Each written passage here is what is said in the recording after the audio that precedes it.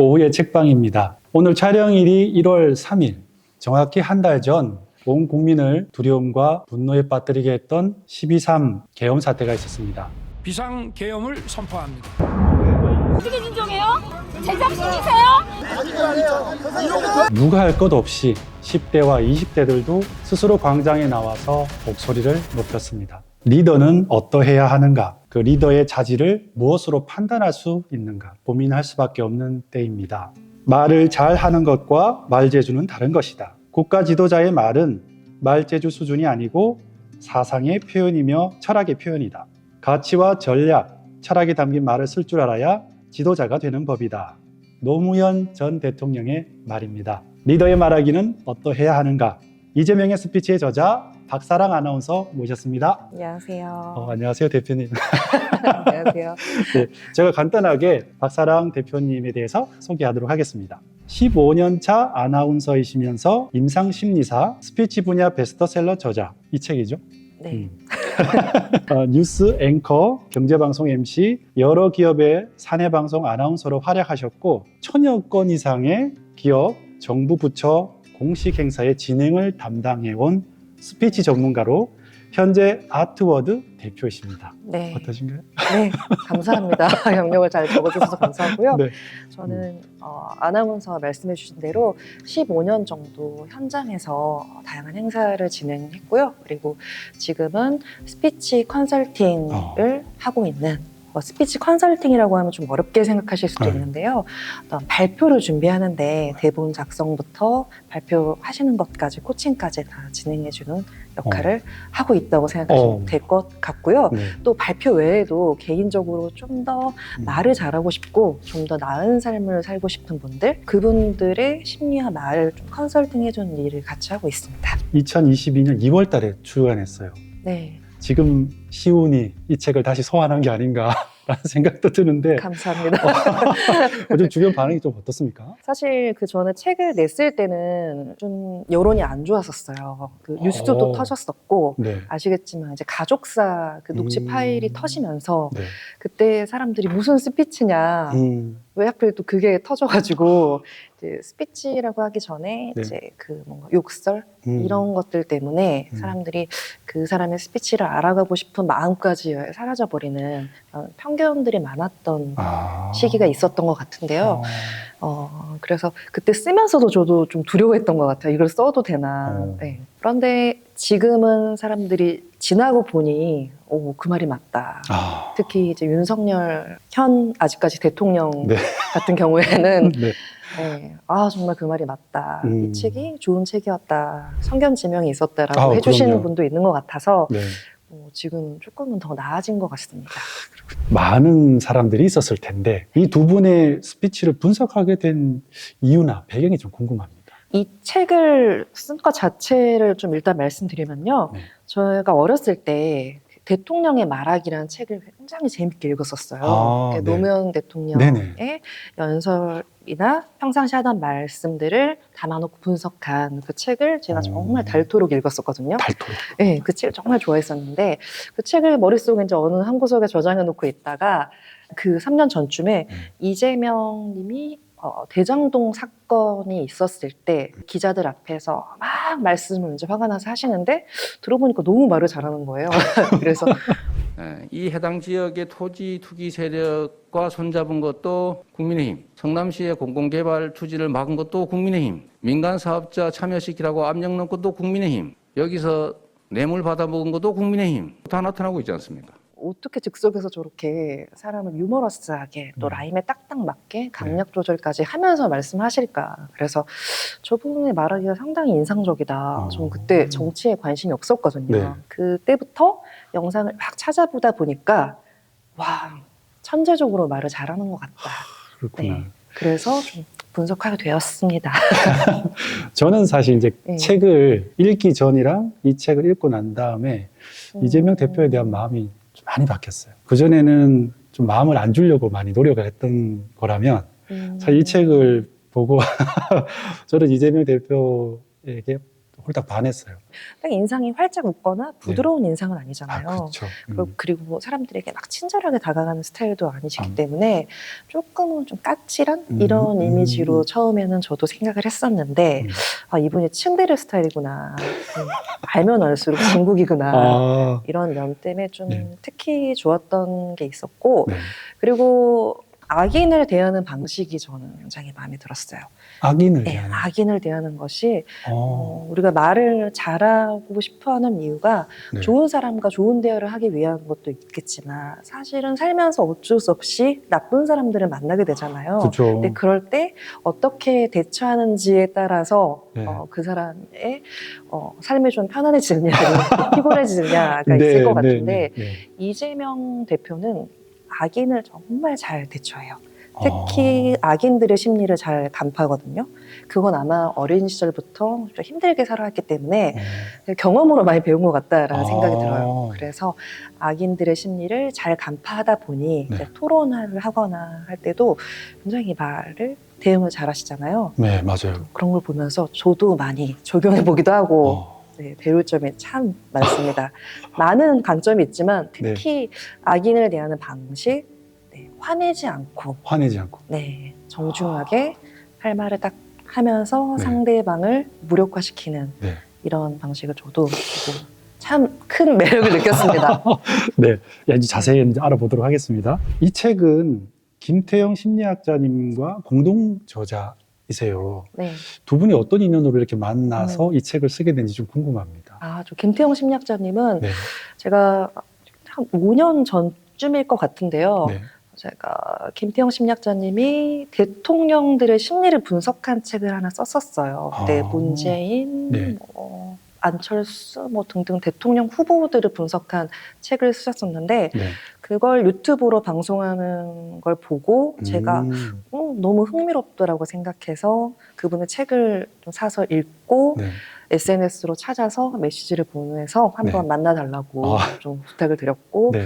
또 독후감까지 써서 드리니까 꼭 나오겠다고 하시더라고요. 네네네. 그래서 실제로 만나서 2-3시간 정도 이야기를 나눴는데 네. 너무 큰 충격을 받았죠. 와, 어떻게 이렇게 세상을 통달하는 분이 계시나. 그래서 그때 이후로 저도 세상을 바라보는 시선이 많이 바뀐 것 같아요. 이야, 그렇구나. 간증하는 느낌이죠. 독자의 정치 성향에 따라서 이 책을 본 분들이 좀 많이 반응이 다를 것 같았어요. 네. 어땠어요? 네, 책을 낼 때도 사실 고민을 많이 했었죠. 아나운서 역할을 하다 보니 아나운서는 중립적인 역할을 항상 해야 되는 사람인데 정치색을 표현한다는 게 참 쉬운 일은 아닌데요. 그때 당시에 윤석열 후보의 말하기를 보고 이거는 좀 나중에 문제가 생기지 않을까. 스피치를 공부하고 있는 전문가 입장으로서 이건 좀 말을 해야겠다라는 그런 생각도 있었고요. 그리고 어쨌든 이재명 대표의 말하기가 뛰어나다라는 것도 알리고 싶기도 했었고 여러 가지 마음으로 이제 책을 쓰게 됐는데 내고 나서 너무나 재밌는 반응들이 많았어요. 재밌는 반응. 네, 저는 이렇게 가만히 있는데 막 저를 좋다고 와주시는 분들도 있었고 이유 없이 저희가 악플을 달거나 아니면 만났을 때 막 따지는 분도 있었고 왜 이따위 책을 내냐 이런 분도 정말 있었어요. 어르신들 중에 이런 책을 왜 내냐, 사기꾼 책을 내고 있냐, 막 저한테 막 따지는 분도 있어요. 그 사기친 거 아니냐, 뭐 맞냐 이런 사람들도 있었고 그래도 저는 좋은 분들을 많이 만나게 돼서 좋은 시도였다라고 생각을 합니다. 저도 그 중에 한 명.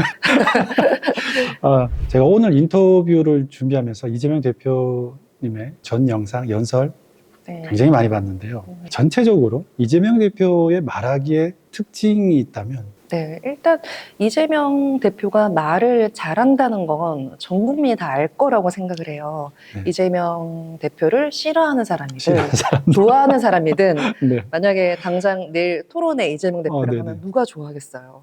그 말인즉슨 이재명을 두려워하건 좋아하든 어쨌든 말을 잘하는 사람이면 확실하다라고 생각을 하고요. 그리고 논리적이고 또 지식 수준이 높고 말하기 스킬이 좋다 이런 것들은 기본이겠고 사실 그런 정치인들은 많잖아요.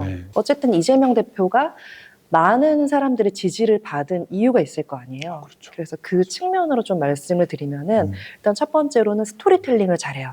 아, 네. 자신의 이야기를 공개하는 데 거리낌이 없어요. 어. 그래서 연설을 하거나 어디 자리에 가서 강의를 할 때도 항상 자기 얘기를 하거든요. 네. 그래서 내가 어린 시절 뭐 가난했던 스토리부터 해서 지금 책 가져오신 거에서도 이재명의 네. 뭐 9분 8, 네.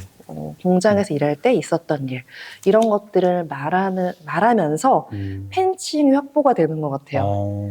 자기 이야기를 해야만 사람을 얻을 수 있잖아요. 네네네. 근데 이재명 대표가 가장 잘하는 것이 스토리텔링이다. 그래서 이번 말고 그 전에 대선 출마 선언할 때도 가족 이야기를 다 했어요. 네네. 근데 가족이 뭐 우리 가족 뭐 네. 잘 나간다 이런 게 아니라 네네. 뭐 화장실 청소부다 네. 아니면 뭐 아버지는 어떻게 돌아가셨다 이런 얘기를 다 풀어내요.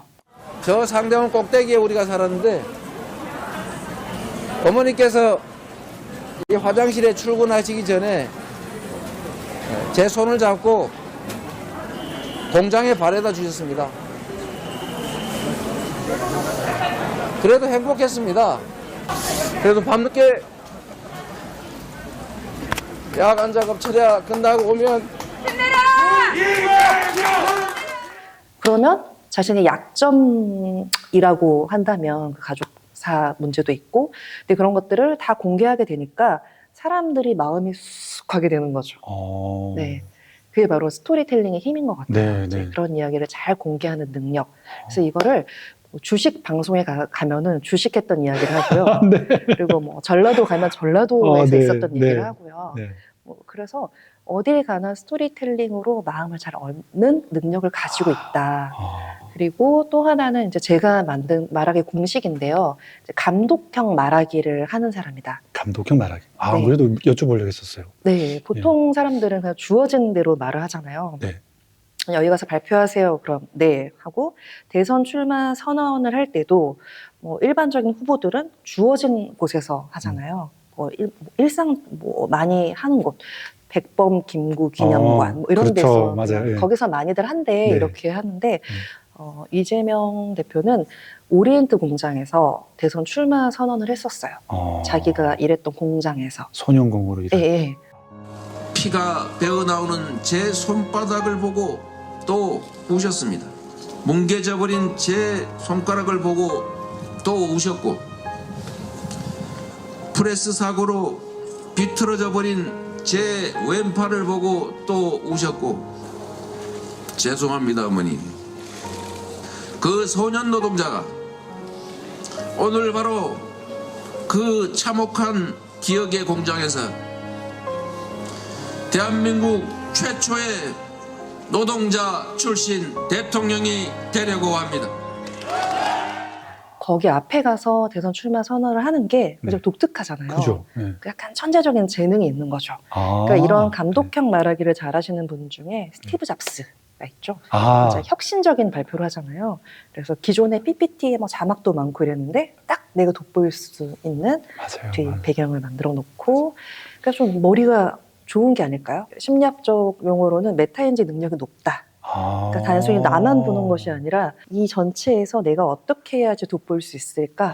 어떻게 해야 사람의 마음을 얻을 수 있을까? 이런 능력이 좋으신 것 같다는 생각이 들어요. 그래서 성남시장일 때도 네. 그때도 다양한 예능에 출연하고 근데 다른 네. 뭐 시장님들이나 이런 경우에는 그냥 우리가 이름도 모르고 사라지잖아요. 네. 근데 그때도 내가 돋보일 수 있을까를 많이 연구해서 예능에도 출연하시고 네. 다양한 나로 돋보일 수 있는 환경에 자주 노출시키면서 네. 좀 계속 올라가신 게 아닐까라는 생각이 들고요. 네. 또 하나만 더 말씀드리면은 네. 그냥 좀 일관성 있으신 모습, 일관성. 이랬다 저랬다 하는 게 아니라 네. 처음 했던 말, 10년 전에 했던 말을 지금도 계속해서 하고 계시고 5년 전에 했던 말을 아직도 하고 계시고 뭐 대동세상을 원한다라던가 네. 뭐 그런 맞아요. 말들을 계속해서 지금도 똑같이 하시거든요. 아니면은 네, 정치인은 국민의 멋입니다. 뭐 리더는 국민의 멋입니다. 이런 식의 얘기를 계속 반복적으로 하시거든요. 국민을 지배하는 왕이 아닙니다. 오로지 국민에 따라서 국민에게 필요한 일을 국민의 명령에 따라서 행하는 사람입니다. 그 말인즉슨 좀 이 사람이 믿을만하다.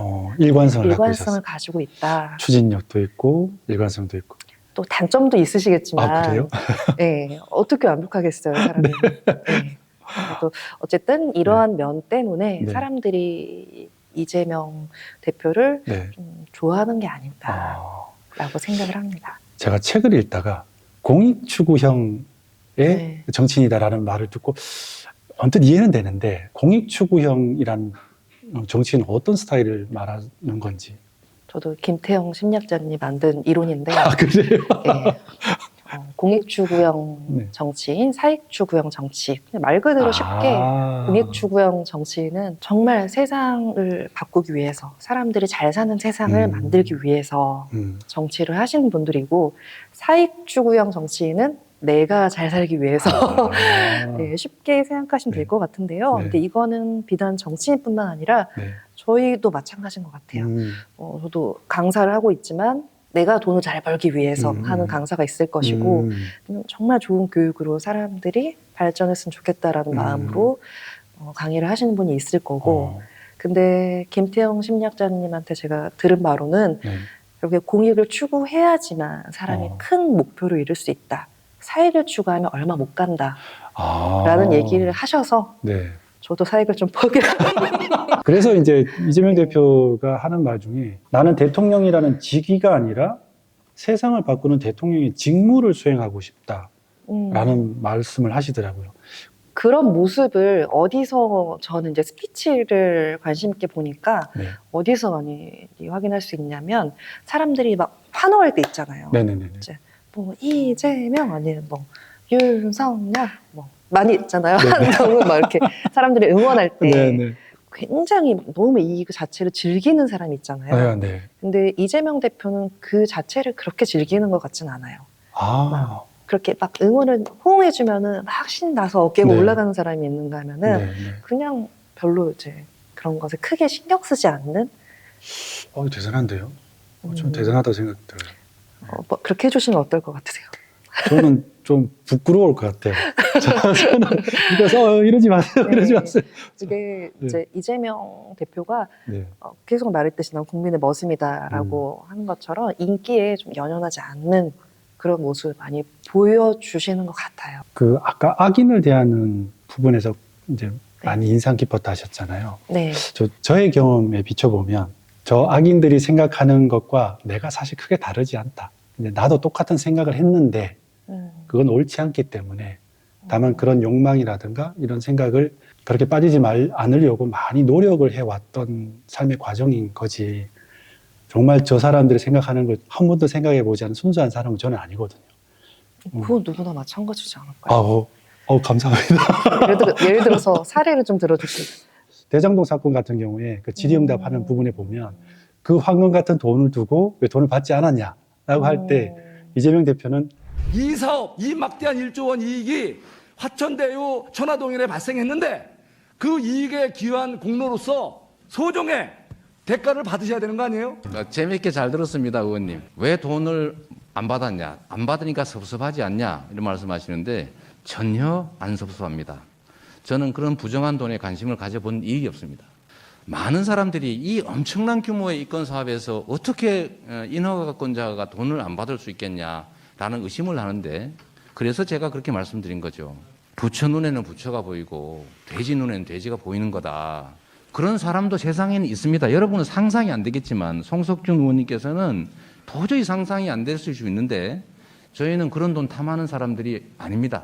이재명 대표님도 악인의 마음을 잘 안다라는 게 저의 입장에서 이제 그 말을 조금 해석해 보면 결코 그것이 옳지 않기 때문에 그렇게 안 하려고 노력해 왔던 삶이 아닌가 그런 생각도 좀 들더라고요. 이게 제 생각입니다. 네.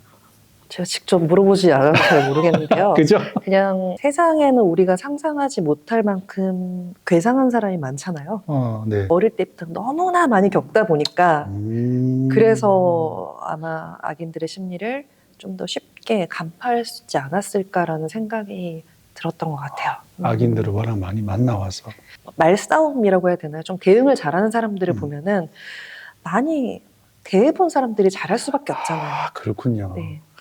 계속 많이 부딪혀보고 또 싸워보고 해야지만 많이 좀 그런 면도 늘지 않을까라는. 굳이 많이 볼 맞습니다. 필요는 없겠지만. 많이 볼 필요는 없지만 네. 이 책의 부록에 윤석열의 말과 심리가 네. 있어요. 보통 부록이라면 한 챕터 정도 분량인데 근데 이 책에서의 부록은 거의 반 가까이나 차지하고 있거든요. 이게 무슨 사연이 있을 것 같은데 아무래도 두 후보를 네. 비교하다 보니까 또 양을 그래도 공평하게 반반 나눠진 것 같고요. 이제 이재명 대표 같은 경우에는 우리 이렇게 따라해보자. 참 좋은 말하기다. 이렇게 썼고 윤석열 대통령 같은 경우에는 장점을 찾으려고 정말 많은 노력을 했거든요. 그런데 찾기가 힘들어서 결과적으로 반면교사로 반면교사로 이렇게 하면 안 된다. 나도 완벽한 사람이 아니니까 나를 한번 대입해보고 한번 반성할 부분이 있다면 한번 반성해보자. 그런 반면교사로 작성하게 되었습니다. 그 윤석열 대통령의 심리를 분석하신 걸 쭉 보니까 측은하고 안타깝다는 생각도 사실 좀 들었어요. 어떤 부분에서? 왜냐하면 뭐 저도 많이 혼나고 좀 주눅 들고 그런 어린 시절이 있다 보니까 윤석열 대통령이 이제 토론할 때나 습관적으로 나온 말이 있잖아요. 뭐 아니라든가 막 이런 표현이라든가 이런 것들이 저는 처음에는 몰랐어요. 근데 이 책을 읽다가 보니까 그 사람의 잘못이라기보단 그 또 살아온 환경이 그런 태도나 말을 만들었겠구나라는 생각 때문에 그런 생각이 들더라고요. 맞습니다. 그래도 그렇게 안 되셨잖아요. 살아온 환경은 어쩔 수 없지만 네. 또 기질적인 것도 사람마다 각자 다를 수밖에 없을 거고요. 뭐 내향적인 기질도 있고 외향적인 기질도 있고 뭐 사람마다 다를 것 같은데요. 그래도 성격에 의해서 후천적으로 나를 바꿀 수가 있으니까 독서라던가 좋은 영화, 좋은 사람을 통해서 내가 변화할 수 있잖아요. 네. 그런데 안타깝게 변하지 못하는 분들은 그냥 그 어렸을 때 있었던 그런 안 좋은 기억을 가지고 계속 그렇게 살아가는 안타까운 일이 발생하기도 하는 것 같아요. 그래서 기질과 성격이 다르잖아요. 맞아요. 기질, 성격. 근데 성격으로 충분히 발전하고 또 변화할 수 있을 거라고 생각하기 때문에 혹시 훌륭하신 PD님이 열심히 그래서 이게 나중에 드릴 질문이었는데 순서를 좀 바꾸면 저는 이재명 대표의 삶을 보면 그렇게 힘들었는데 근데 늘 국민을 믿습니다라는 말을 하시잖아요. 그런 국민에 대한 신뢰, 믿음을 가졌던 분은 김대중 대통령님, 그리고 노무현 대통령님 이런 분들이 떠오르는데 어떻게 인간에 대한 밝은 면을 이렇게 믿을 수 있을까라는 생각이 들더라고요. 너무 좋은 점을 말씀해 주셨는데요. 사람을 믿는다는 게 정말 어렵잖아요. 그래서 그 사람을 믿는 사람은 뭐 좋은 친구 관계도 잘 맺을 수 있고 뭐 좋은 직업인으로서도 잘 살아갈 수 있고 또 결혼을 해서도 상대 배우자 잘 지낼 수 있는 자질이 있는 사람이라고 생각을 하는데요. 당연히 상대가 변할 거라고 믿는 사람과 절대 변하지 않을 거라고 믿는 사람은 화법부터 달라지잖아요. 이거 해줄 거지? 알겠어. 나는 믿어. 라고 하는 사람이 있고 저 인간 안 할 줄 알았어. 너 또 늦을 줄 알았어. 그게 마음속부터가 내가 긍정적인 마음을 갖고 있는 사람과 저 사람 저럴 줄 알았어. 역시 내 뒤통수 칠 줄 알았어. 이렇게 부정적으로 생각하는 사람은 시작점부터가 다르기 때문에 결과적으로 본인의 생각, 본인 말이 상대방 그렇게 만들어버리는 거죠. 근데 나는 그런 말 한 적이 없나? 이거 또 반성이 되는데. 저도 안 하려고 노력하고 있는데요. 근데 이제 그게 왜 이런 마음이 생겼냐로 생각해 보면 이재명 대표는 어릴 때부터 어머니 사랑을 굉장히 많이 받고 자랐대요. 그래서 사람에 대한 신뢰가 있는 상태로 세상을 살아가다 보니까 어떤 풍파, 어떤 시련이 와도 극복할 수 있는 그런 힘이 있었던 것 같아요. 그런데 내가 어릴 때 사랑을 많이 안 받고 자란 분들이 또 있을 거 아니에요. 네네네. 그러면 이 사람 평생 사람을 못 믿냐? 그런 건 아닌 것 같아요. 어. 살아가면서 좋은 사람을 만나고 또 사람이 아니더라도 음. 좋은 책에서 좋은 인물들을 접하면서 아, 네. 세상을 믿는 또 또 나를 개방하고 사람들을 믿고 또 사람들에게 기대기도 하는 그런 힘이 생기는 것 같아요. 아까 말씀하신 기질과 성격의 차이점이군요. 네, 맞습니다. 그런 게 없더라도 네. 노력으로 얼마든지 바뀔 수 있다. 아니면 좋은 롤모델을 갖고 있어도 되는 거예요. 아. 근데 심리적으로 불안한 네. 사람들 있잖아요. 네네. 기질적으로 굉장히 세상을 보는 눈이 두렵고 폐쇄적인 성격을 가지고 있는데 또 방어적이고 이런 네. 성격을 가지고 있는데 만약에 잘못된 사람을 내가 지지한다. 네. 잘못된 정치인 지지한다. 네. 잘못된 종교에 빠진다. 네. 주변 사람이 막 가스라이팅하고 나쁜 사람이다. 라고 하면 네. 진짜 인생이 네. 거의 뭐 정말 안 좋은 길로 빠지지 않을까라는 생각이 드는데 네. 그래서 내가 조금 취약한 심리나 어렸을 때 좀 좋지 못한 환경에서 자랐다라고 생각하면 더더욱 사람을 가려서 사귀어야 되고 좋은 롤모델을 잘 선정해서 네. 네, 그분의 좋은 면을 따라하고 또 좋아하면 좋을 것 같습니다. 네. 검정고시를 공부하면서 대학 입시 단과 학원인 성남 성일학원에 잠시 다닌 적이 있었다. 얼마 뒤 돈이 없어서 더 다닐 수 없다고 하자 원장 선생님은 서슴없이 무료로 다니라고 했다. 나는 그의 눈빛을 오래 바라보았다. 원장 선생님이 나를 놀리는 것일 수도 있다고 생각했다. 틀림없는 건 일찍이 겪어보지 못한 이상한 경험이었다. 나는 김창구 원장 선생님을 통해 진짜 공부를 하고 싶은 의욕을 느꼈다. 그는 나를 인정해 주었고 감싸 주었고 배고픈 걸 걱정해 주었고 영어와 수학 공부를 가르쳐 주었고 무엇보다 삶이란 사랑이란 걸 일깨워 주었다. 나중에 사법고시에 합격해서 찾아갔을 때 나의 은사는 제자를 안더니 말없이 눈물을 흘렸다. 나는 스승의 품을 비로소 느낄 수 있었다.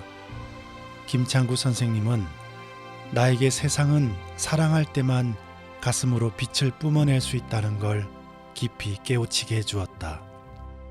질문을 한 가지 못 드린 게 있는데 윤석열 대통령의 말하기에서 파악되는 좀 심리적인 특징이 뭔가요? 일단 모두가 다 느끼겠지만 방어적인 말하기를 하시죠. 네네. 그래서 뭐 시원하게 직선적으로 뭐 이건 이거야라고 하는 거 들어본 적 거의 없으실 거예요. 네. 거의 그게 아니고 예, 그러니까 맞아요. 뭐 했습니다만 그게 맞아요. 아니고 네네. 아니 아니. 뭐 누구에 따르면 누가 말했는데 제가 한 건 아니고요. 이런 뭔가 말에 내 생각을 뭐 A는 B예요. 전 싫어요. 좋아요라고 단호하게 말하지 않고 항상 뭔가 꾸며주는 말들이 많고 의미 없는 얘기들이 많고 책임을 회피하는 듯한 제가 한 건 아니고요. 그건 제가 모르는 사실이고요. 네네네. 이런 식으로 방어를 하는 듯한 말하기가 있어요. 네. 그리고 또 방어적인 말하기, 방어적인 심리에서 비롯된 그 말할 때 특징이 어떤 게 있냐면요. 발표를 할 때 보통 대본이 없이도 말할 수 있는 정치인이 있고 네. 또 꼭 대본이 있어야만 하는 사람도 있잖아요. 네네. 그런데 윤석열 대통령 경우에는 대본이나 프롬프터가 없으면 말을 못하죠. 그리고 대본도 누군가 써주는 것 같다는 생각을 제가 많이 하는데 네. 옛날 노무현 대통령이나 아니면 김대중 대통령은 네. 누가 좀 써주더라도 검수를 하고 맞아요. 최종적으로는 본인이 맞아요. 본인의 스타일로 바꿔서 말을 하게 되어 있잖아요. 맞아요. 또 김대중 대통령 같은 경우에는 효창경원 연설 때 10시간 넘게 대본을 작성하셨었대요. 네. 그만큼 정치인의 글 그리고 말에는 자신이 오롯이 드러나야 하는데 이분은 그냥 누가 써준 걸 가지고 읽는 듯한 그런 느낌을 많이 받고 있어요. 제가 사실을 확인하지 못했지만 네. 2년 전에 그런 사건이 있었잖아요. 갑자기 프롬프터가 안 나왔을 때 네네. 무대에서. 기조 연설을 하려다 프롬프터가 작동하지 않아 연설하지 않고 2분가량 침묵하는 해프닝이 벌어졌습니다. 윤 후보는 사회자가 시작해달라고 요청했지만 약 2분 뒤 프롬프터가 정상 작동된 뒤에 연설을 시작했습니다. 그때 만약에 PD님이라면 어떻게 하시겠어요? 저 같으면 뭐 프롬프트가 잠깐 고장난 거 본데 뭐 하면서 네. 자연스럽게 그냥 일상적인 대화라도 좀 했을 것 같은데. 그렇죠. 네. 네. 프롬프터가 안 나오면 뭐 날씨 얘기라도 하고 아니면 하다못해 안 나오네요. 네네. 어떡하죠? 네. 잠깐 기다려야 할까요? 이렇게라도 네. 무슨 말이든 이야기할 수 있잖아요. 네네. 그런데 방어적인 심리를 가진 사람들의 특징은 세상을 이제 두려워하고 공포스러워하기 때문에 혹시라도 내가 말을 잘못하면 혼나지 않을까? 무슨 일이 닥치지 않을까? 이런 마음에 그냥 얼어붙어 버린다고 합니다. 그래서 프롬프터나 이 대본은 윤석열 대통령에게 일종의 방어막 같은 거였어요. 이게 깨져버리니까 그냥 얼어붙어 버린 거죠. 그래서 또 이런 심리는 또 어디서 볼 수 있냐면, 박범계 의원이 국정감사에서 윤석열 대통령이 자세가 좀 똑바로 안 돼 있으니까 자세 똑바로 하세요 라고 했어요. 아니 이 사건이 총장님 자세를 똑바로 해주세요. 네. 수감기관입니다. 네네. 그러면 PD님 어떻게 하시겠어요? 예, 알겠습니다. 이렇게 대통령, 자세가 중요합니까? 저 같으면 이게 전혀 예상치 못한 반응이요. 제가 뭐라고 할 것 같았어요? 저는 아니 뭐 저를 가르치세요? 뭐 제가 학생인가요? 이럴 것 같은데. 만약에 그런 상황에 제가 그런 말 하잖아요. 전 심장이 쿵쾅 막 터질 것 같을 거예요. 그런 생각을 할 것 같긴 해요. 이제 후보자 토론 때도 중간중간 사람들이 혼내키면 자기도 모르게 무의식적으로 네 하거든요. 그게 바로 방어적인 말하기, 세상을 두려워하고 무서워하는 게 탁 건드리면 툭 하고 나오는 것 같아요. 네, 이렇게 어떤 질문을 하면 모르면 모른다, 알면 안다라고 하면 되는데 모른다 안다를 하지 않아요. 계속 아는 척을 하려고 해요.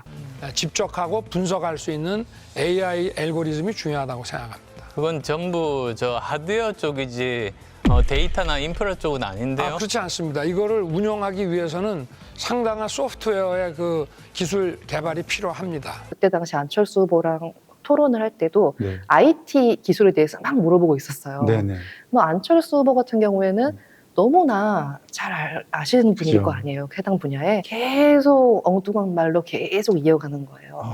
뭐 기술이 발달하면서 이렇게 피상적인 이야기를 자꾸 하면서 계속 말을 이어가는데 그냥 잘 모릅니다라고 하면 됐을 텐데 모른다고 하면 혼날까 봐 자꾸 말을 이어가는 모습을 볼 수 있어서 그 모습 보고도 저분이 정말 두려움이 크구나.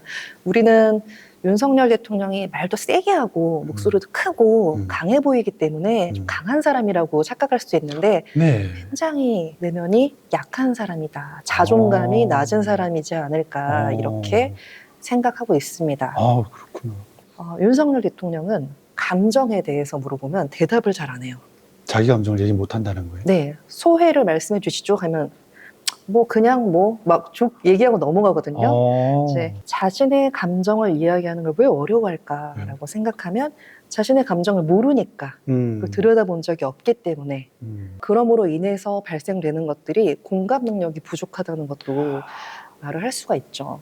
왜냐면 자기 감정도 모르고 자기 감정을 들여다본 적이 없는데 어떻게 남의 감정을 들여다보고 공감을 하겠어요. 그렇기 때문에 배달하는 분들의 처우를 어떻게 계산하면 좋을까요? 그렇게 하면은 공감을 해야지 말을 할 수 있을 거 아니에요. 그렇죠. 이분들이 그런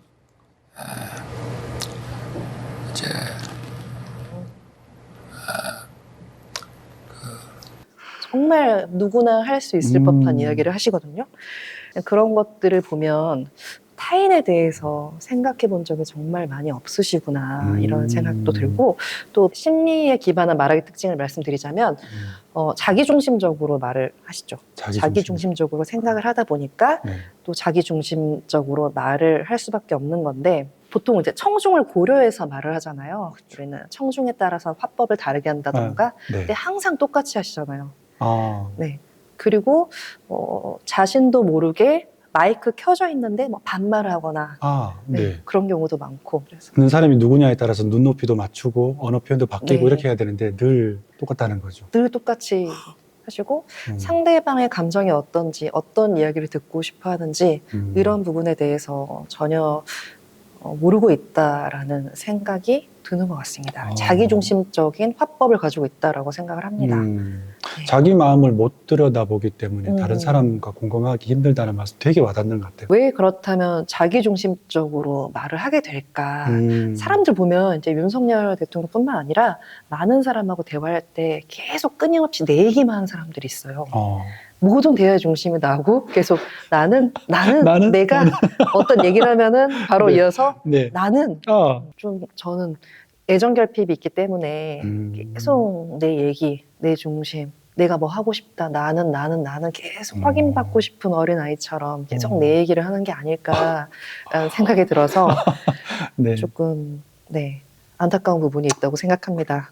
공수처에서 구속영장을 네. 집행하러 간 날이에요.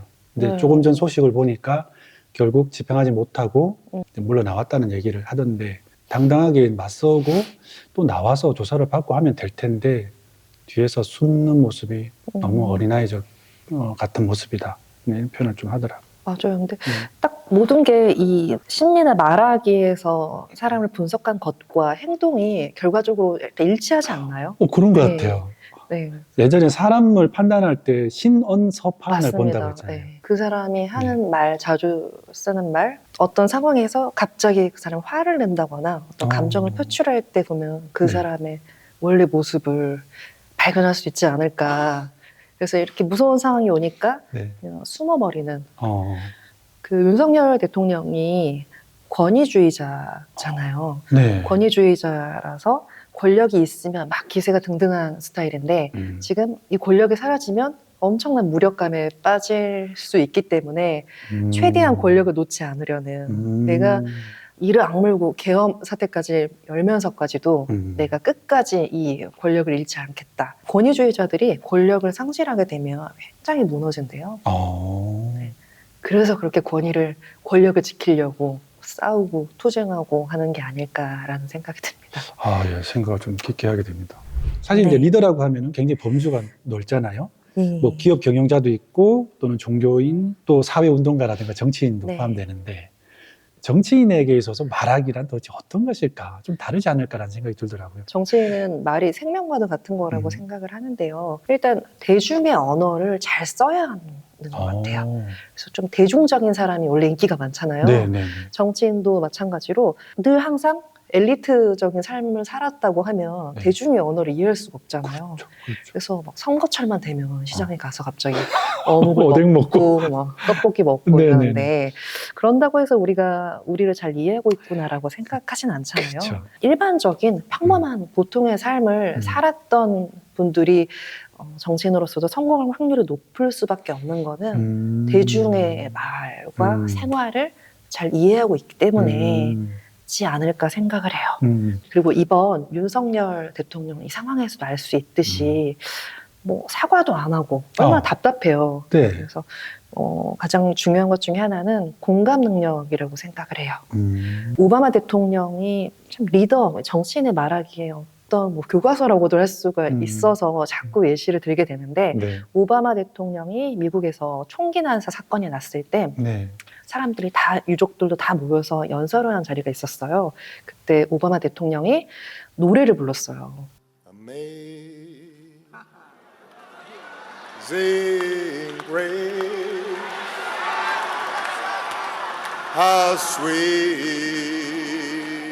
the sound. 내가 정말 힘든 일을 당했는데 그렇게 노래를 불러주면서 진심으로 사람을 치유해주는 그런 연설을 하게 되면 조금은 더 상처가 빨리 회복되지 않을까, 그런 생각을 하게 되는데요. 매일 사실 뉴스 틀면 대통령이 나오는데 막 답답하게 하면 안 되잖아요. 맞아요. 볼 때마다 힐링이 돼야죠. 그러면 공감 가는 이야기를 많이 해줘야 합니다. 맞아요. 그리고 아까 이재명 대표에 대해서도 말했었는데 일관성이 있어야겠죠. 이 사람의 정체성이나 어떤 캐릭터, 이 사람의 가치관 등이 계속 일관적으로 해야 사람들은 신뢰가 당연히 갈 거고, 맞아요. 자기 필요할 때는 또 이쪽으로 갔다가 또 아니면 이쪽으로 갔다가 사회생활에서도 많이 보지 않을까 싶은데요. 또 하나 중요한 부분은 공적 말하기를 잘해야 합니다. 공적 말하기. 네, 공적인 자리에서 말을 잘해야 된다는 뜻인데, 좀 공적인 자리에서 하지 말아야 할 말들 있잖아요. 그런 말들을 이제 사용하게 되면 외교 자리에서 굉장히 국격이 떨어지게 되겠죠. 신인 안 해주고 만지면 쪽팔려서, 신인 안 해주고 만지면 쪽팔려서. 창피하다 이런 거 있잖아요. 우리의 리더라고 뽑아놨는데 맞아요.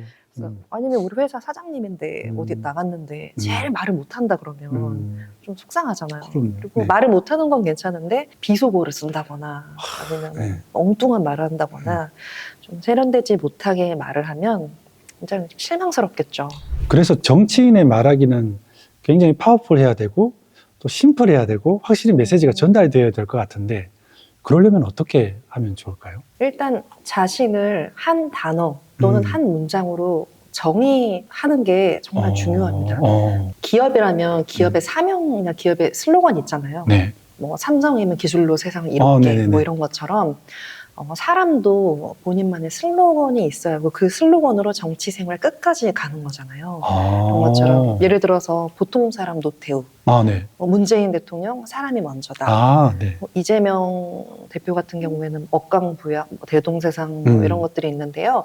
이런 것처럼 자신의 슬로건이 정말 중요하고 그 슬로건을 잘 짰을 때 파급력도 어마어마하다고 생각해요.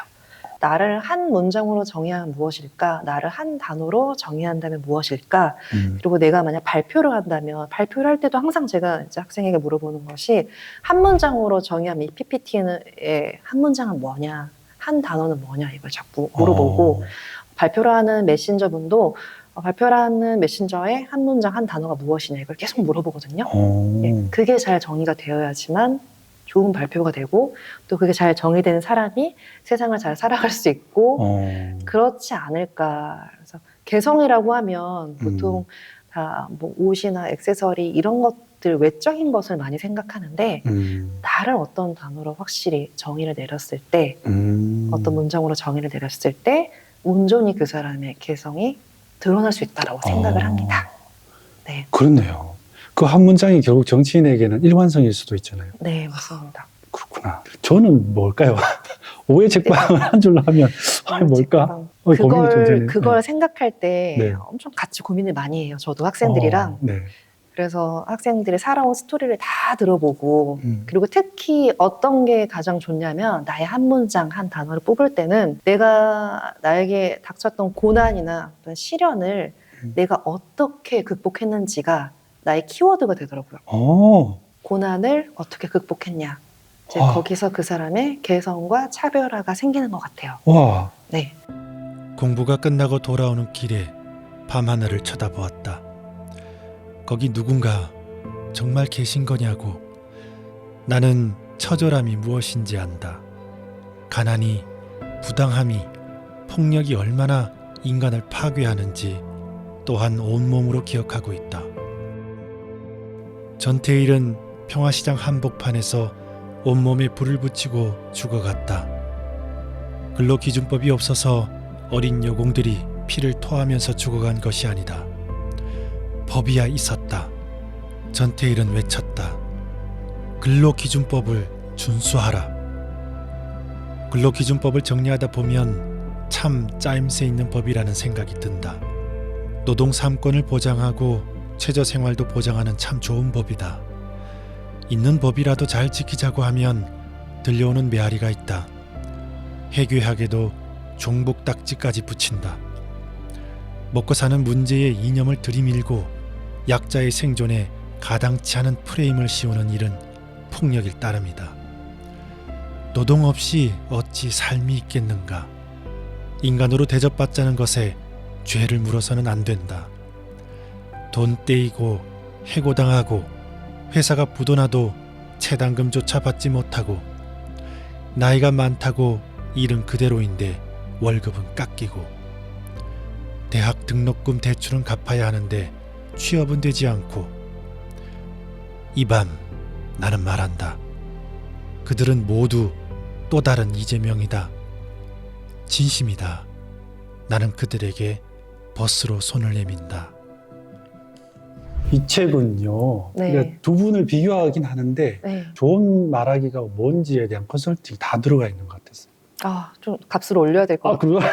논리적인 부분도 물론 당연히 중요하지만 대중의 마음을 얻을 수 있는, 공감할 수 있는 포인트를 잘 녹여내는 게 그 정치인의 차별화 포인트라고 생각해요. 이재명 대표의 연설은 재밌어요. 뭐 다 듣지 못해도 나중에라도 또 듣고 싶을 만큼 연설이 지루하다는 생각이 전혀 안 들고 시간이 어떻게 지나갔는지 잘 모를 때가 있어요. 노무현 대통령님도 그랬고 맞아요.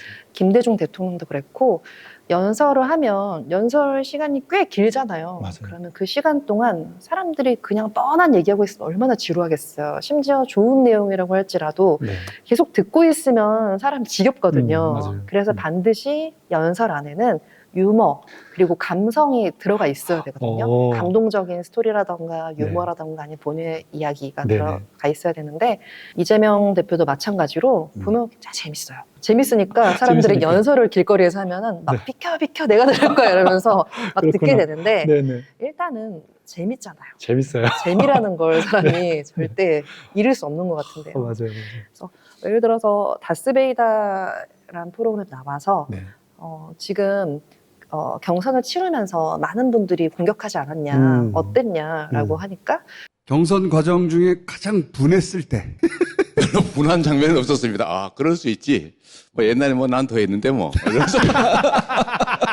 좀 솔직하기도 하고 솔직하게, 예. 이제 솔직해서 생기는 문제들도 많이 있었지만 네. 그래도 말을 돌려서 하지 않고 직설적으로 하니까 좀 음. 사람들이 사이다다 이렇게 이야기하잖아요. 맞습니다. 그래서 그런 솔직 담백한 면 그리고 자기가 느끼는 감정을 정말 가감없이 얘기하는 면에 있어서 재밌잖아요. 재밌어요. 요새 20대 청년들이 롤모델이 없잖아요. 그래도 우리 때는 많이 있었지 않나요? 네. 우리 때 맞죠? 그죠? 맞죠? 제가 조금 더 조금, 네. 근데 저희 때는 그래도 좋은 롤모델들이 많았었고 네. 주변에 언니, 오빠, 네. 형 많이 있을 것 같은데 네. 워낙 지금은 나 살기도 바쁜 시대이기 때문에 맞아요. 각자 도생하고 있잖아요. 맞아요. 그래서 청년들이 좀 무력감에 많이 빠지는 것 같고 정말 취업도 힘들고 이런 여러 가지 상황 속에 있다 보니까 유튜브를 좀 참고로 사용하는 것 같아요. 내 롤모델을 찾기 위해서 네네네. 나가서 만나려고 하면 힘들잖아요. 네네. 자신감도 없고. 네. 그래서 유튜브에서 좀 잘못 선동하는 유튜브 채널들이 좀 있더라고요. 몇몇 채널들이. 네. 근데 그 채널의 리더가 지시하는 걸 그대로 따르더라고요. 그런 거 보고 좀 안타까웠어요. 네. 그때 옆에서 좀 말려주거나 네. 아니면은 정말 좋은 형이나 주변에 뭐 동생들이나 친구들이 많아서 같이 뭐 저것보다는 우리 좀 더 건실한 방법으로 우리가 미래를 네. 꾸려가자라고 해야 네네. 되는데 네. 뭔가 분노는 차고 나를 도와주는 사람도 없고 연대감이라는 것도 없다 보니까 네. 거기서 찾는 것 같아요. 이렇게 똘똘 뭉쳐서 그런 롤모델이 없다 보니까 손쉽게 찾을 수 있는 것이 이제 온라인이다. 그런데 온라인 유튜브를 하시는 분들은 뭐 그분들은 대부분 이제 경제적인 이유로 하시는 분들이 많잖아요. 맞아요. 제가 이 책을 이번에 소개할 거라고 인터뷰를 할 거라고 했더니 어떤 한 분이 네. 이제 지인이 아직 이제 자기는 정치에 대해서 잘 판단이 안 선다. 국민들이 분열하고 그 분열을 이용하는 사람들이 있는 것 같다. 맞아요. 그래서 자기는 아직까지는 참 판단이 안 선다. 누가 옳은지 그런지 잘 모르겠다 이런 표현을 하시더라고요. 맞아요. 사람들은 또 바쁘잖아요. 다들 뭐 생존하는 것 경기도 안 좋고 이제 뭐 소위 말해서 먹고 사는 것도 힘든데 언제 정치 찾아보고 뉴스 보면서 어떤 사람이 옳고 그른지를 깊게 공부하겠어요. 그래서 사람들도 바쁘다 보니까 그냥 미디어에 나오는 뉴스들을 보면서 네. 뉴스에서 나왔으니까 네. 저 사람은 나쁜 사람이겠네, 저 사람은 좋은 사람이겠네 이렇게 그냥 단순하게 생각할 수밖에 없는 현실이 좀 안타까운데 그럴 수밖에 없는 것 같아요. 그렇지만 미디어가 다 진실은 아니잖아요. 그렇죠. 그래서 항상 미디어를 바라볼 때는 왜라는 좀 비판적인 사고를 가지고 뉴스를 바라보면 좋겠다. 뉴스뿐만 아니라 젊은 이제 청년들도 유튜브를 볼 때도 왜 저 사람이 저런 채널을 만들었을까에 대해서 비판적 사고의 힘을 좀 길렀으면 좋겠다는 생각을 하고 좀 빨리 좀 좋은 롤모델이 많이 나와서 좀 청년들을 좋은 방향으로 이끌 수 있는 그런 채널들이 많이 나오면 좋지 않을까. 그렇게 되지 않을까요? 그럼요. 제가 이 책을 보면서 책에 나온 여러 연설의 사례들을 다 찾아봤어요. 감사합니다. 근데 굉장히 인상 깊었던 채널이 뭐였냐면 3프로 대선 후보 토론이었어요. 맞습니다. 그때 댓글도 좀 봤는데 이런 댓글이 되게 인상 깊었거든요. 한 사람은 모르는 게 없는데 토론을 하고 한 사람은 아는 게 없는데 가르치려고 든다. 예. 요약을 잘하시네요. 정치인은 말을 해야 되는 상황이 참 다양할 텐데 이재명 대표가 토론을 할 때는 어떤 특징이 있나요? 이재명 대표가 유튜브에서 좀 반응이 좋아요. 유튜브에서 특히나 반응이 좋은 이유는 미디어는 시간 관계상 뭐 3분, 5분 이런 시간 제약이 있어서 맞아요. 그분 자체를 다 보여줄 수가 없어요. 그런데 유튜브는 1시간, 2시간 길게 잡잖아요. 하고 싶은 말 다 할 수 있는 거예요. 그래서 그분의 역량이 드러날 수밖에 없고 그분의 성격이 드러날 수밖에 없잖아요. 이재명 대표 같은 경우는 나가는 채널마다 호평이 있어요. 특히 그 채널이라고 하면 주식이면 주식, 게임이면 게임, 뭐 고양이면 고양이, 뭐 어느 채널에 가도 항상 사람들이 와, 저 사람 찐 덕후다라고 얘기를 하세요. 고양이를 어떻게 이렇게 잘 알지? 이런 얘기를 하시는데 그만큼 박학다식 하신 거죠. 그리고 그 해당 분야가 있으면 공부를 많이 좀 하시고 오시는 것 같아요. 그래서 그렇게 이야기를 계속 어느 분야든 가서 하시니까 다들 이제 거기서 편견이 깨졌다, 이런 분인지 몰랐다라고 이야기를 하시게 되는 거죠. 대화할 때, 토론할 때 늘 이렇게 적으시더라고요. 상대방 질문도 보면. 네, 맞아요. 이게 비언어적인 표현인 거죠. 이런 것들이. 정말 정치인으로서 중요한 덕목이라고 생각하는데 메모하는 분을 저도 굉장히 좋게 보고 겸손하다는 느낌 들잖아요. 그렇죠. 맞아요. 항상 메모지랑 펜을 들고 다니면서 이야기를 하시고 토론 때도 잘 활용을 하시고 그리고 또 위기 대응 시에도 항상 메모지를 들고 가세요. 그래서 지금 최근에 정말 안타까운 사고 있었잖아요. 비행기 사고가 있었는데 그때 이제 유족분들을 뵈러 가는 길에도 메모지랑 펜 들고 가셨어요. 그래서 맞습니다.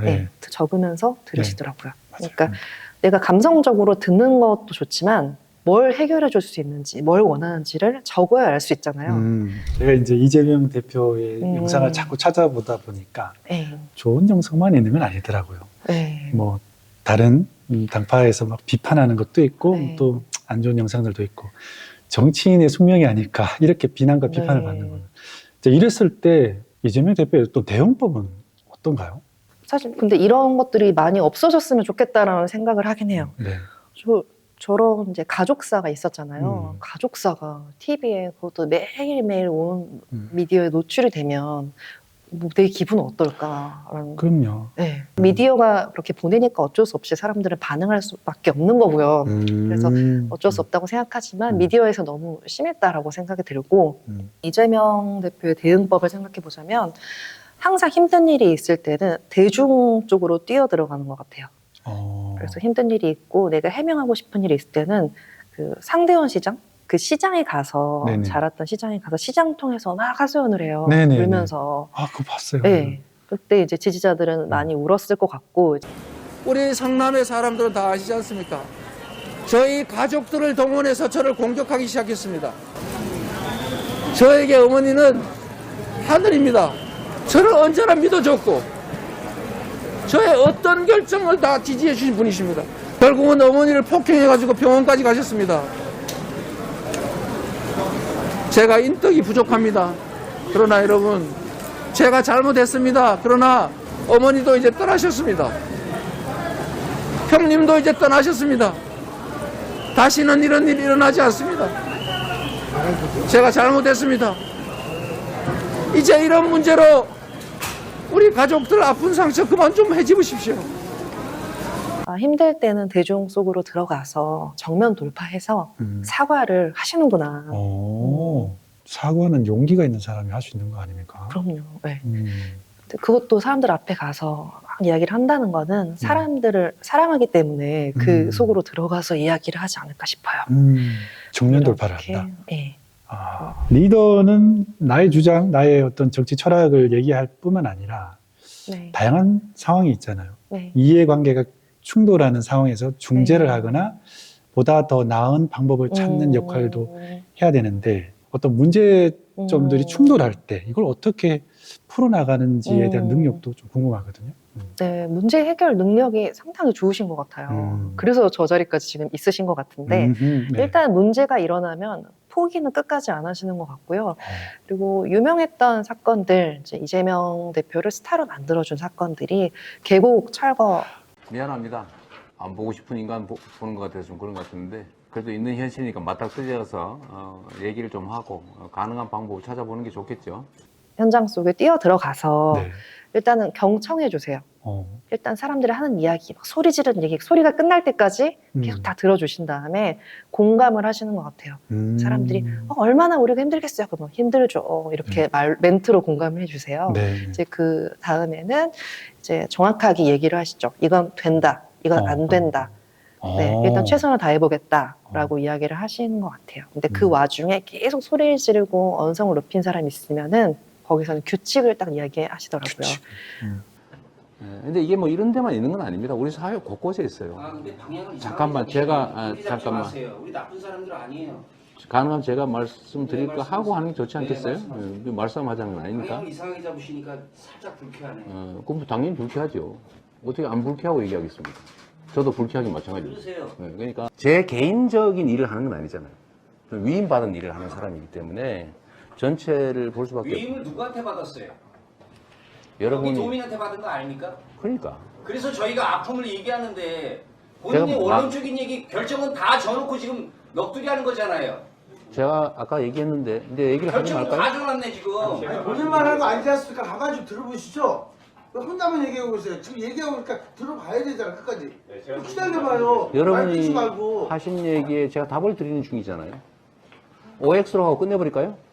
그건 아니잖아요. 그러니까 잠깐만 계셔보세요. 또 코로나 때 어떤 대학교 기숙사를 갑자기 빼야 되는 상황에서 이제 학생들이 갈 곳이 없어지는 이런 상황에서 막 항의를 할 때도 역시 똑같은 방식으로 먼저 경청해주고 제일 좀 걱정하고 불안하고 분노에 휩싸이는 문제가 억울하거나 피해봤다는 생각 절대 들지 않게 할 테니까 그런 일이 생기면 바로 연락 주시죠. 예, 꼭 부탁드리겠습니다. 네, 알겠습니다. 오히려 미안하게 생각합니다. 중요한 건 일단 현장으로 들어가는 것 같아요.